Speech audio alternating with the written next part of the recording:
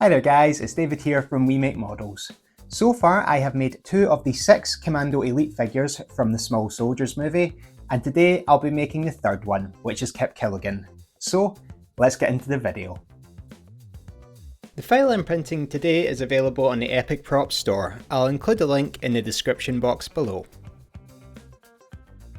So for the first time in this channel, I'm doing the voiceover without a script, so we'll see how this goes. So I printed all the pieces on my Elegoo Saturn 8K resin printer, and that was using the water washable clear green resin. There's actually a new version of this resin which is ABS-like, which just makes it a bit tougher, so I've been using that recently and it's a lot stronger than the regular water washable resin.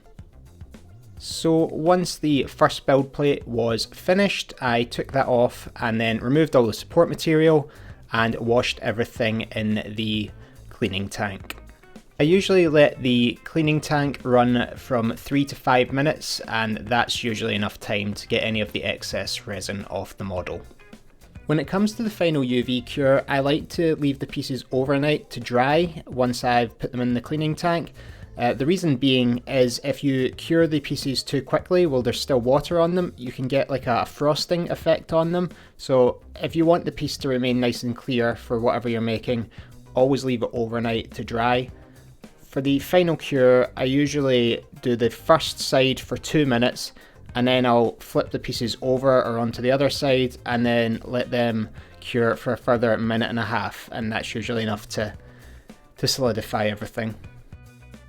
So this is my sort of spray booth, if you want to call it that. It's just a plank of wood with 3 old spray cans attached to it, but it's pretty handy. You can get a lot of pieces on it. I actually need to make up another one. I've got a few spare cans lying around, but I just take this out into the back garden and I wear a mask while I'm doing the spray painting.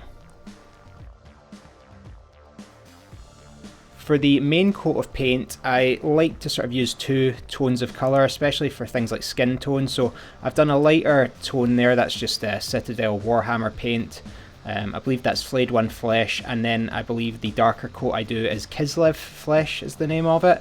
But I just wipe the sort of second darker coat off while it's still drying, and you get left with a nice sort of skin tone there. For the body and the rest of the pieces, that was mostly just sort of one tone. You add the camouflage patterns and things to that, so it breaks up the colour a bit.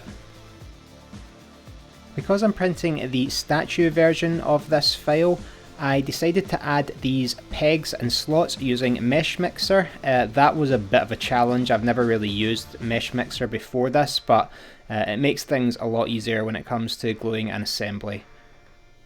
So that was the leg, and as you can see I've done something similar with the arm there, and it just slots together nicely. So I'll be doing that going forward with the rest of the figures. Once everything was painted up there, it was just a case of using regular super glue. I did used to use the Gorilla glue with the built-in brush, and it was really good, but it also got very expensive. So I'm using cheap pound shop, or if you're from America, dollar store super glue here, but it does the trick. And if it does sort of run over the edges there, once I do the clear coat on it, the clear coat covers any sort of spilled super glue. I don't usually recommend painting indoors, but I'm here in Scotland where the weather is super unpredictable. It's meant to be sort of summer now, but we're still getting a lot of rain, so I just put some newspaper in the shower and opened the windows, and I did the clear coat there.